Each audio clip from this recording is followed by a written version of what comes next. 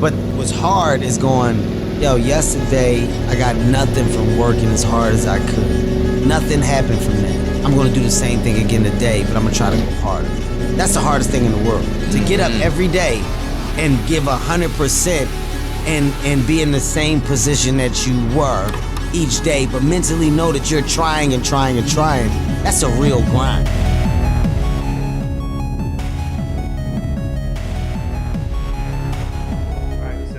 Got a couple things done earlier back here in the trunk. I'm not doing very good this Labor Day weekend. It seems like Harper is acting up and is antsy from just being home so much, and so I'm trying to hang in the house and help her mama out, and so it seems like I'm just pulling a lot of night shift out here. But I did get some metal put in earlier. So we got our rivets done on this piece over here on this side. Now we did come back, if you remember, in the video where we cut these and we filled in this spot right here. But then when I started mapping out the lines, we actually went back and cut that out again. So these two lines fold perfectly right inside of this triangle. They're a little tight going underneath our piece right there, but it's on a round bar and a rounded edge, so there's nothing sharp. So nothing's gonna get damaged or messed up. Nothing can get damaged or messed up right there. So that's how them are gonna fold through.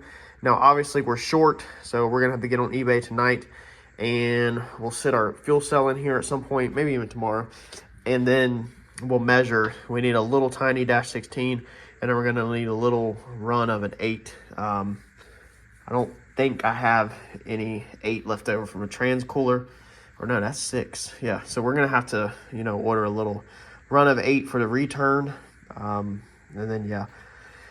But we're doing the aluminum now, trying to get some of this put in here. So I test fitted my puke tank earlier. I'm going to be making some changes on that, just basically the way the drain works. And then I had to hammer, unfortunately, the top of the breather tube, had to hammer it a little flat to get it to slip underneath there, so I don't have to do any cutting and welding, because it barely clears the package tray up there where its new home is. But that's fine, you won't see it at all. Only when it's out of the car you'll see it. So the goal for tonight is, let's get these pieces riveted in. And then I picked up some masking paper earlier. Let's get this taped off the best we can. And let's get this sprayed out so it can be drying overnight. And then we can slowly start finalizing more and more and more. All right, so on this back here, we've got all of our metal put in, and we got everything taped up. Let me fix this light, because if it's on the low setting, it wigs out on the camera. So we got everything masked off. We put our side pieces in. We put our front piece in. So we got all the rivets in. Everything is put in. All we have to do is drill one hole over here, and I think possibly drill a hole that way. So we got a couple holes to drill, but they're not a big deal. We're not gonna worry about drilling them right now. We need to put some tape over our bolts. We don't want to get the stuff all over our bolt thread and have to deal with that crap. So the products that we're using is more DIY than I have ever been on this channel in my life. I didn't feel like going to the shop. We were at Lowe's. Wife wanted to go to Lowe's, so I picked up some Painters 12-inch masking paper. It was only like $5, so I figured that's worth just grabbing it versus $5 in diesel fuel to go run to the shop. And then we'll leave this at the house. Just some regular, good old cheap masking tape for painting. You can get at Lowe's, Home Depot. So I'm literally on y'all's level tonight. And then we bought this from our paint supplier the other day. So this is a Raptor liner. Here's the code, UP4883. This stuff is about $50 a can. I think I paid close to $50 local. Amazon, I think you can get it for, there's one listing, I think for $35 or $38 right now. One listing. Everything else is in the 40s. So this stuff is very expensive.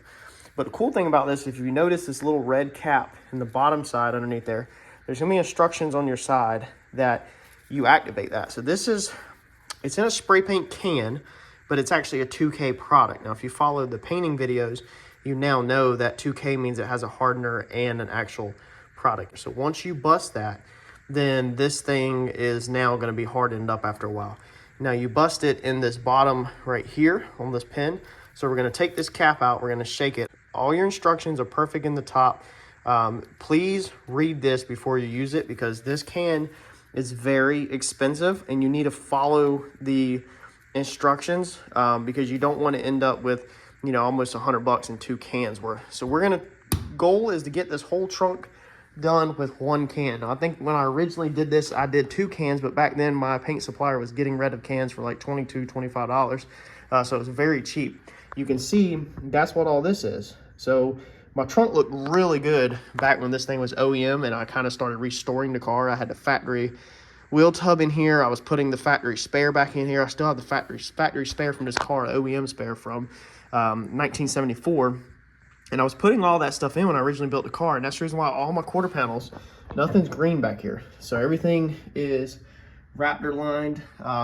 As I say, nothing's green. You can see green right there underneath the seal. But I had taped it from here up and did all that originally. So that's what we're gonna do again because I really missed that. And I think that this is, you know, really close to the final layout of this car. I don't think we would be really changing it up too much more. You know, I've learned so much now that I think I'm really gonna be happy with this setup for the most part. If I, you know, if I redid it, I would completely back half the whole freaking car from there forward again. But I think this is gonna be the last setup like this. If we back tap it, it'd be a bunch of tubes back here and everything, and you know, it'd be a whole different look. We won't have any of the floor left back here at all. So that's what we're gonna roll with. But being this is $50 a can, pretty much, we need to drop something down.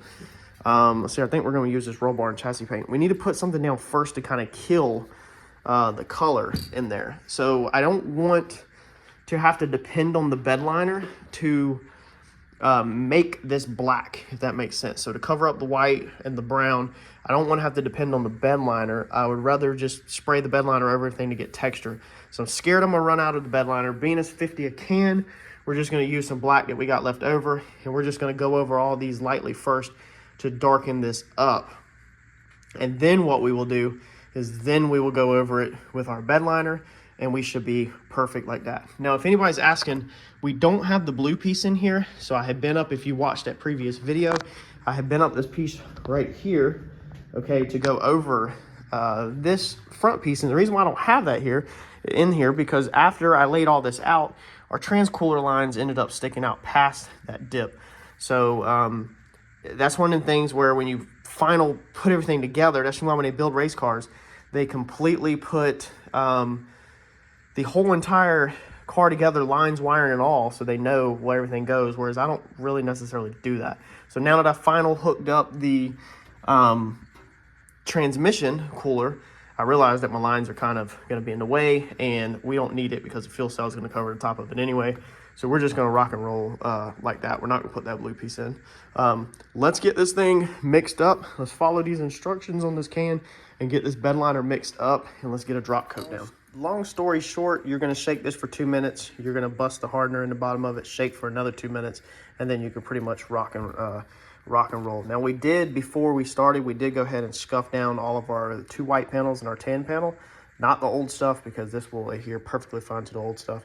But we went ahead and scuffed down the new ones just to make sure it's going to stick, even though I feel pretty confident it is. Now, I'm going to go, I got to get that cap out of there. I'm going to go on the back porch real fast and grab a fan, open up my side door, and I'm going to take my fan where it's blowing out the side door to pull the fumes out, because I am in a closed garage. So this is not a paint booth like at the shop that we're used to seeing painting videos, so we want to make sure we're well ventilated. All right, so we have our fan going. It's pointed towards our exterior door. We've shook our spray can up of our drop coat, and now we just want to get our drop coat down. So that's all we're looking for, is just a little bit of black just to help knock down the white. Now, if you care about your car, you probably honestly should go ahead and bag it just like we do in the paint booth. When I did all this roll bar paint back here, a lot of overspray floated up. I still got to tape them things up. A lot of overspray floated up all over the sides of the car, and you can literally feel it all over these quarter panels now, the overspray. And yes, I'm painting again without masking it up, but before this car comes back out, I've already decided that we're going to go ahead and buff this car real fast before it leaves the garage this time. We got a couple of appearance changes, and we just want to make sure that when we bring it back out this time, that it looks good. I'm pretty stoked about bringing this thing back out. So I'm gonna get all of this sprayed out. And some of these angles can be tricky to get your can in.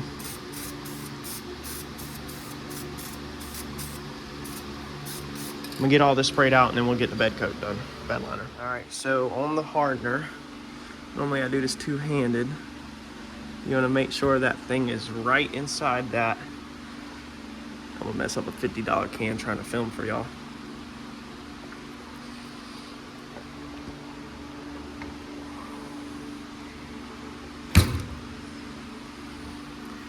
And you can feel it once you slam it, you'll feel it push down, okay? So what I'm gonna do is I think that's all you have to do, and then I think you're done. But what I'm gonna do is I'm gonna hold that button down and shake it again for my 2 minutes, because that's what I always do to make sure all the hardener is out of it. All right, so as we sit here and shake our can, this cap right here actually doesn't have anything in it. This is more like a button. You can see it doesn't get punctured. So what it does is it pushes the driver, that piece up inside there, and that punctures basically the hardener in the bottom of the can. And then, you know, it activates and mixes all in with the can. So I'm gonna finish shaking this for my last 2 minutes, and then that'll be it. All right, and this stuff, like I said, is $50 a can, so I'm gonna show you for a split second, and I'm gonna stop recording because I need to make every freaking ounce of this count. Now, the spray paint is still slightly wet. It was dropped about 5 minutes ago. In my theory, people might say, well, can this stick to the spray paint? The spray paint is not, it doesn't have a hardener in it. So anything that is on top of it is gonna penetrate it, meaning it's pretty much gonna mix in with this bed liner.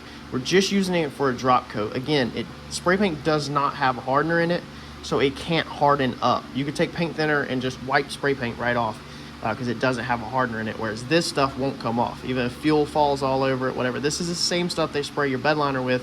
It's just in a rattle can. It's really, really freaking amazing.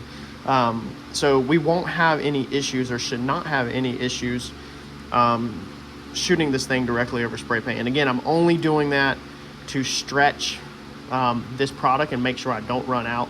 I'd rather it be extra thick than for it to be thin, because, or have to put too much on these panels because of it basically not being able to cover. So, and this stuff comes out really hard. So like that, look, and you need to slightly stand back and just barely pull the trigger. Like, don't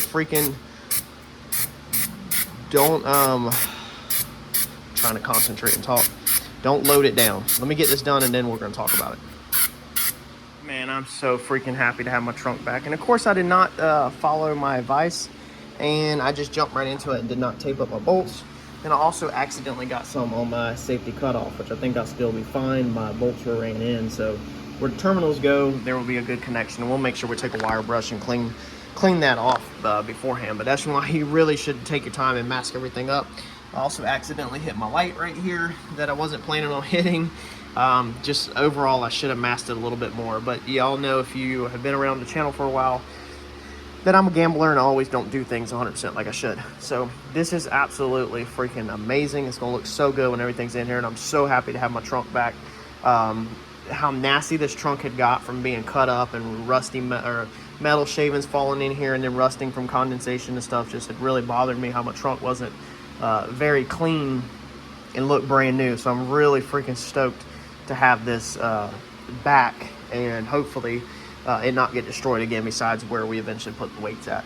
So we're gonna let this dry out. This is it for tonight on this stuff right here. We're gonna let the garage air out just for a couple more minutes, and then we're gonna close it up because I'm sweating, and I want to let the AC cool this place back down. But it's pretty straightforward. This is such an amazing product. It only took one can, and I did end up going pretty decently thick. But again, you do a lot of light coats, so don't put it on too thick. Like at first when I was showing y'all trying to talk and spray, you can see it come out a little thick right there. You got to dust it. So the farther you can get back away from it, the better results you're going to get. But the farther you get back away, the more it's going to overspray all over everything, versus, because this is only 12 inches high, some of it's crunched down only 10 inches. So if you really are worried about your car, you need to mask it up really good, cover all the sides, cover everything with freaking plastic, and have just the area that you're painting exposed, and get in there and go to freaking town. Because this thing really, man, oh man, I just love it. Like all over the quarters and everything. I just kind of gave up on it because my trunk was so bad that when I redid it last time, I just spray painted the bottom piece, and you've seen how methanol, originally when we started tearing this car apart, how methanol, I mean E85 had just messed all that spray paint up and it just looked like crap. So yeah, and we'll let this dry a little before we start pulling the masking paper, because the last thing you want right now is to start pulling paper and then accidentally run through the bed liner and leave a scratch, you know, or smear in the bed liner and not be an easy finish. So I don't want to gamble in such a tight spot trying to get it untaped. So we're just going to leave it in there until it's dry for tomorrow. All right, yes, we are watching NASCAR. I'd much rather watch NASCAR, honestly, than any drag racing. I was raised on NASCAR. Yes, we are Kyle Busch fans, so you can go ahead and hate me now in the comments. Crybaby Busch. So we are using this hammered black paint. Now this is the same stuff that we've done on our roll cages. I did a video on this on Randy's car, and I think I've touched on this a couple times on my roll cage in my car. But what we're gonna do is we're gonna brush out these pieces. These, I'm sick of these. I want different valve covers. I want aluminum valve covers with dash 20s welded in for my burn down tubes to go into, but I simply can't afford it right now. I mean, I can't afford it, but I don't need it. It's a need, not a, it's a want, not a need. So we're just gonna brush them out with some hammered paint. We're using hammered paint so that it doesn't, if it has any contamination on it, doesn't show anything. We're not gonna scuff them up or anything. That paint sticks pretty freaking amazing straight to metal. We've taped up where our 20s screw on at, and we're just gonna brush them out. And I thought I had a disposable paintbrush here, but I don't. So it looks like I'm using this little tiny brush to brush these whole tubes out, which is, should be okay. It's only two little tubes. They're probably gonna get chipped from taking the coal packs in and out or whatever, but it's fine. It's very easy to touch up with this stuff. This stuff blends amazing. And if you wanna do your cages or whatever in it, this is what you need to look up. It just goes straight over metal. Hide surface imperfections, no primer needed. Ply over rust, indoor and outdoor. So I mean, this is just an amazing freaking product. So again, this is just part of the appearance package. There's a couple things that y'all are gonna realize whenever this whole car is together. There's actually one that nobody has even said nothing about or realized, and we haven't touched on yet, and we're not gonna touch on it yet, but it's kind of funny that nobody's grabbed it yet. So we're gonna go ahead and paint these up, and that's just gonna give, you know, I think a little bit more of a finished look to the engine bay, even though they do match the rest of the aluminum and the tensioner and stuff, but they just bother me overall. Eventually we will change to some nice billet covers, but they're just not simply in the budget right now. All right, so that's what one coat looks like. I had to put it on pretty thick with that little tiny brush, but that's all I got. I completely forgot that I didn't have anything here. But you'll have brush strokes in this stuff like that right there, and it'll kind of look like crap. You got to get a foundation down. You can't keep brushing over this wet, so you try to puddle it on as thick as you can without running it, but then you just simply got to let it dry. So we got to let this thing dry out overnight, and then tomorrow we'll come back in here and we'll brush out another coat over it, and then that should give us a real good wrinkle finish. I think it already looks 100 times better that them things just don't scream at you. You know, they'll blend in good with the black hoses until I can afford to later upgrade to something, you know, nicer, like some billet ones. I'm waiting until some used ones pop up somewhere, even if they're the OEM GT500 aluminum ones, just something aluminum so we can weld some actual dash 20 bungs in. Now I have thought about taking and putting a different set of valve covers back on, the factory plastic ones, and going with the twist in lines with the way smaller lines. But this is a safety thing, so this is not for you necessarily. I mean, it kind of is, but if you blow a head gasket and it's trying to, you know, the pressure or whatever is trying to get out of the motor. Now, of course, it can lift, you know, between the head and the engine, and coolant can get everywhere, you know, or oil or whatever you have in there. But the whole point of the reason why people have burn down tubes is so that if it does blow, hopefully it pushes the motor oil and the water or whatever's in the vehicle up through that tube, follows them lines, and it pushes it all the way into the trunk in the overflow tank. Then at least you don't hopefully put it all over the track. Now you're hoping that between the lines that run all the way to the back of the car and the puke tank itself, that you can carry all of your motor oil. But if you're running water in your block also, like I am, then it's gonna have to carry some oil and some water before it stops. So you're hoping. That's the reason I went with, I think, a 2.5 gallon fuel cell, or, you know, I used the eBay fuel cell when we did that, is so that hopefully between the lines and the fuel cell, then hopefully it won't get on the track. So you're just trying to look out for track and safety, and that it don't go underneath your tires, hopefully, and it exits through these. That's basically the long story short explanation of why we have burn down tubes. And the reason why I have larger ones than the little screw-in ones is so that it can simply get out faster. So these are about the size of what the high horsepower engines run. Is you want to be able to exit faster. And the little twist-in ones, that's for the Coyotes, you're probably just not, if you have a failure, you're not gonna be able to exit. The fluid is not gonna be able to exit out of here fast enough, you know, and it's probably gonna start coming out of somewhere else. So this is simply just me trying to think about the track and other people's safety, and not having to clean the track up, and hopefully being able to carry my own mess back to the pits along with the diaper. All right, so as you can see, man, that is so freaking amazing. The only thing going back that I should have done different is I should have drilled the rivets out of our mini tubs, and I should have put that underneath there. That way that the sheen of this would match, or I should have notched this out around the mini tub. So I definitely regret that right now, but not a big deal. We're definitely not changing nothing over it. It's just I should have paid better attention to what it was going to look like afterwards. Untaping this thing just now this morning was like a kid on Christmas morning unwrapping your gift. It is so freaking amazing. And when something turns out like this, like I don't know, absolutely love it. So another thing that would have been nicer, if I was to, I'm not going to redo it, but if I could go back and redo it, maybe a piece of advice to y'all is we should have took this metal all the way to this line. So we should have went all the way to there, and then we should have went all the way up to here. And then that way, that piece, you wouldn't have seen all this stuff right here, and it would have kind of just covered everything up. You know, you still could have ran a seam of rivets there, but it would have just looked more appealing to the eyes. Now, we're only saying that right now because everything's torn apart. I mean, if we got weight back here, everything's going to get scratched up. It's going to get utilized. Stuff's going to get scratched. But there's always room for improvements. And that's the reason why I like to pass the information on to y'all. So, man, it is finally time to start putting stuff back in. We can stick the fire bottle in, start hooking that back up. I've got to drill 1 or 2 holes for the puke tank, and then we can get that back in. We got to put a couple of nut certs up there to bolt the puke tank in, but we can finally start assembling some of this stuff. All of this back here turned out really freaking amazing. I mean, everything just is so freaking phenomenal for DIY in your garage. Man, imagine if I had carbon fiber, I could afford it. So let's see here. We're going to move forward with all of that, getting that stuff put back in. I really want to get all that up there put back in, because once I do that, then we can put the window or the rear deck in, the window in. We can start unloading, you know, some of this stuff, putting it back on the car.